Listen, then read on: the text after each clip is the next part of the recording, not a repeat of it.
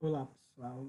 É, Meu nome é Adriano, sou professor Adriano Queiroz, sou professor de matemática. Hoje eu vou dar uma aula para vocês sobre a equação do segundo grau. Aqui eu estou especificando a turma, que é só para que eu possa ter uma orientação com relação aos meus alunos da escola que eu trabalho, Escola Nossa Senhora das Graças. Todavia, essa aula pode ser para qualquer pessoa que tenha o intuito de aprender sobre equações do segundo grau, revisar equações do segundo grau, certo? Então a gente vai começar aqui e antes que a gente comece, eu gostaria que vocês se inscrevessem no meu canal, caso gostem, curtam e compartilhem nas redes sociais. Vai ser muito bom e estimulante. Então a gente vai começar definindo a equação do segundo grau, que é uma equação do segundo grau. Bom, toda equação do tipo ax ao quadrado mais bx mais c, toda equação nessa forma, que a gente chama de forma canônica da equação do segundo grau, toda equação nessa forma é dita equação do segundo grau. Todas as equações que aparecerão serão dessa forma aqui? Não, mas todas elas, quando simplificadas, vêm para essa forma canônica de equação do segundo grau. O A, o B e o C são coeficientes e são números reais, ou seja, A, B e C pertencem aos reais, com a condição de que A precisa ser diferente de zero. Por quê? Porque uma vez que esse A é igual a zero, todo esse termo aqui zera. E aí a gente deixa de ter o termo x ao quadrado. Então a gente deixa de ter uma equação do segundo grau. Então o A precisa ser diferente de zero. Porque o que caracteriza essa equação do segundo grau é você ter como expoente da variável, como maior expoente para a variável, o 2, certo? Então, no primeiro momento aqui, eu vou mostrar exemplos de equação do segundo grau para vocês.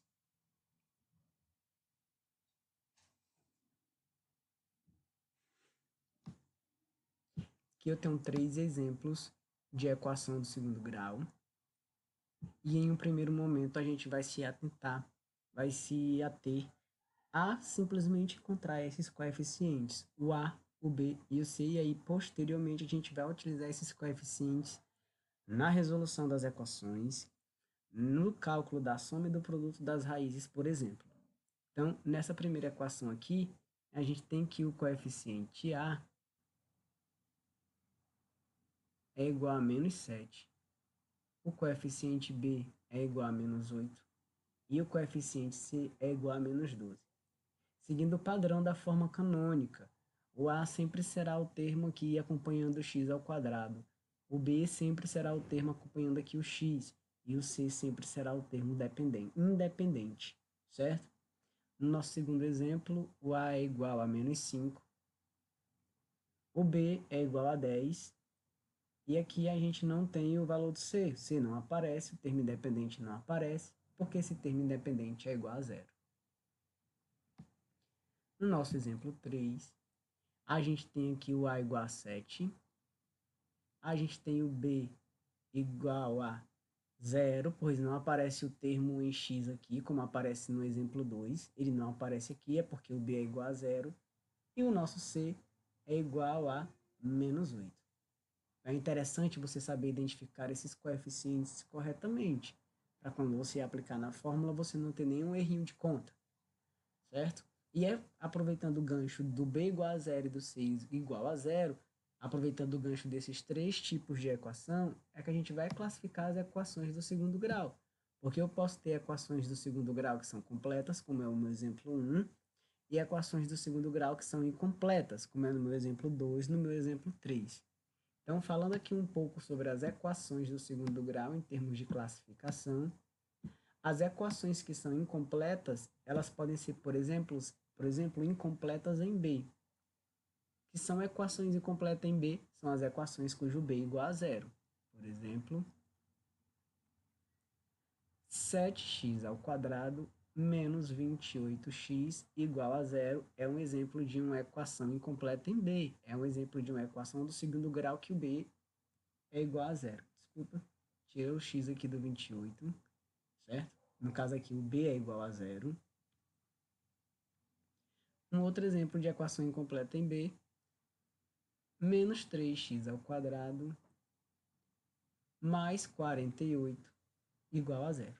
Então, esses dois exemplos aqui que eu coloquei são exemplos de equações que são incompletas em B, ou seja, que o B é igual a zero, tem o A, o C e o B igual a zero. Elas podem ser também incompletas em C. As equações que são incompletas em C são as equações que têm o C igual a zero. Então, um exemplo de uma equação incompleta em C, 11x ao quadrado mais 10x igual a zero. Ou menos 3 quartos x ao quadrado menos 8x igual a zero. Aqui eu tenho dois exemplos de equações que são incompletas em C, de equações cujo C é igual a zero. Mas as equações podem ser também incompletas em B e C, equações que o B e o C são iguais a zero. Por exemplo, 3x ao quadrado é igual a zero. Ou ainda como exemplo, menos 1/5 x ao quadrado igual a zero. Nesses dois exemplos de equação não aparece o C e o B, ou seja, C e B são iguais a zero. Bom, sendo então o B e o C diferentes de zero, o que a gente vai ter são as equações que são completas. Seja, por exemplo, 3x ao quadrado menos 11x mais 18 igual a zero é um exemplo de uma equação do segundo grau completa, ou 3/5 de x ao quadrado menos x mais 1 igual a zero. Essas duas equações que eu coloquei têm B e C diferente de zeros, são equações completas, tem os três termos aqui, todos diferentes de zero. E agora que a gente já sabe identificar quem é uma equação do segundo grau, identificá-las, defini-las, agora a gente já sabe identificar também os coeficientes dessa equação. Também sabemos classificar as equações incompletas e incompletas. A gente pode tratar da solução dessas equações, ou das raízes, do cálculo das raízes da equação. Bom, as equações que são incompletas, elas não necessitam de uma fórmula para que a gente possa resolver. Vamos começar com as equações que são incompletas em B. Para as equações que forem incompletas em B, a gente resolve como nós resolvemos até mesmo equações do primeiro grau. Então, seguindo o processo de resolução de uma equação que vocês já conhecem, eu vou passar o 28 para o outro lado. Desse lado ele está positivo, quando ele passar para o outro lado ele vai ficar negativo. Multiplica por menos 1. 7x ao quadrado é igual a 28. Então, x ao quadrado é igual a 28 dividido por 7. X ao quadrado é igual a 4. No conjunto dos reais, a gente sabe que os números que são opostos ao quadrado produzem os mesmos resultados. Ou seja, o 2 ao quadrado é 4, porém o menos 2 ao quadrado também é 4. Então, quando você estiver fazendo contas para cálculos de raízes de equação do segundo grau e você se deparar com isso, quando você for tirar a raiz, na frente você coloca o mais ou menos. Significa dizer que a resposta aqui é mais ou menos 2. Significa dizer que essa equação aceita como uma raiz o 2 positivo e aceita como outra raiz o 2 negativo.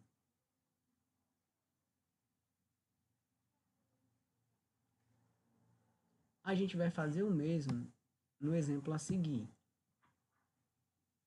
No mesmo processo, eu vou passar o 8 para o outro lado, ou o 64 para o outro lado. O que eu vou ter é 8x ao quadrado é igual a 64. Bom, dividindo 64 por 8, a gente vai ter 8. Daí x ao quadrado é igual a 8. Bom, então a gente conclui que x é igual a mais ou menos a raiz de 8. E a gente pode estar simplificando esse radical, embora ele não tenha uma raiz exata. Então a gente pode botar que x é igual a mais ou menos 2 raiz de 2. Significa dizer que uma raiz é o 2 raiz de 2 positivo e a outra raiz é o menos 2 raiz de 2.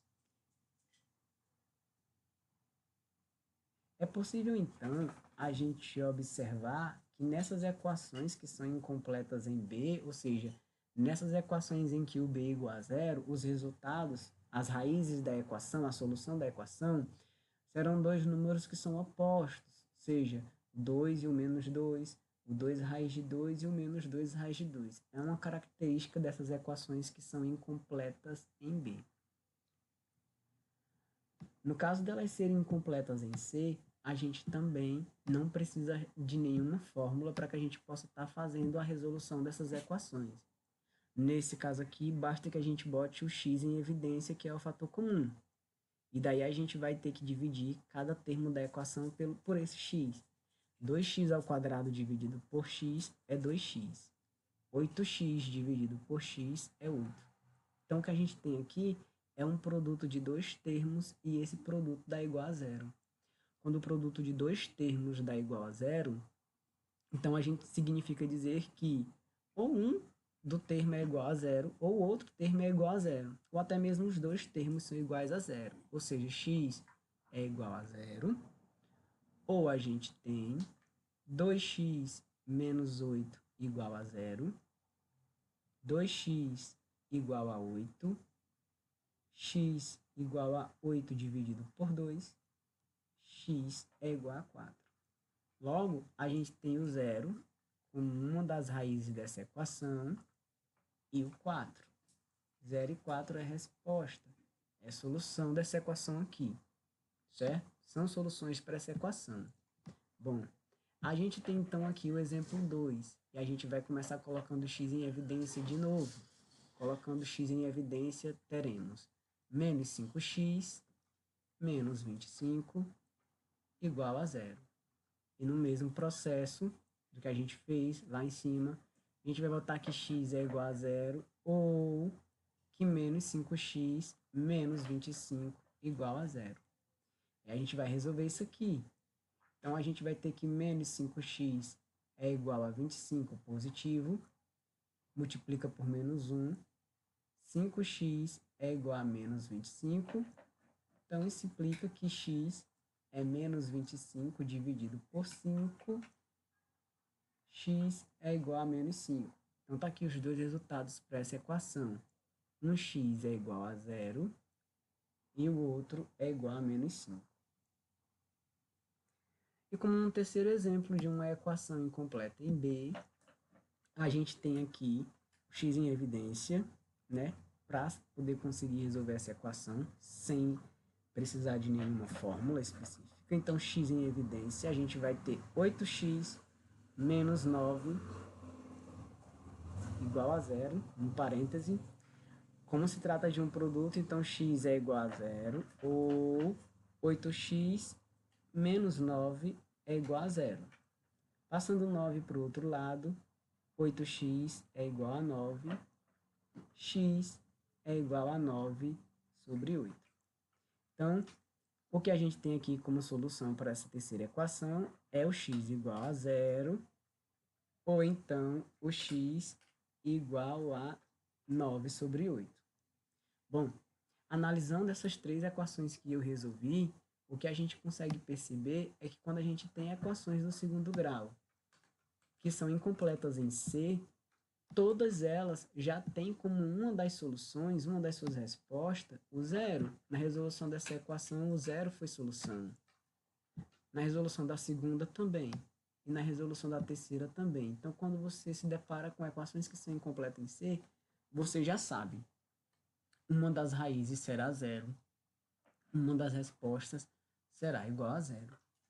Bom, a gente vai agora parar nas resoluções das equações que são incompletas, e aí num vídeo seguinte, no próximo vídeo que vocês verão, a parte 2, a gente vai tratar da resolução de equações que são completas, ou seja, nessa a gente vai se valer da fórmula de Bhaskara para estar solucionando a equação. Então, não deixe de conferir a parte 2 e bons estudos.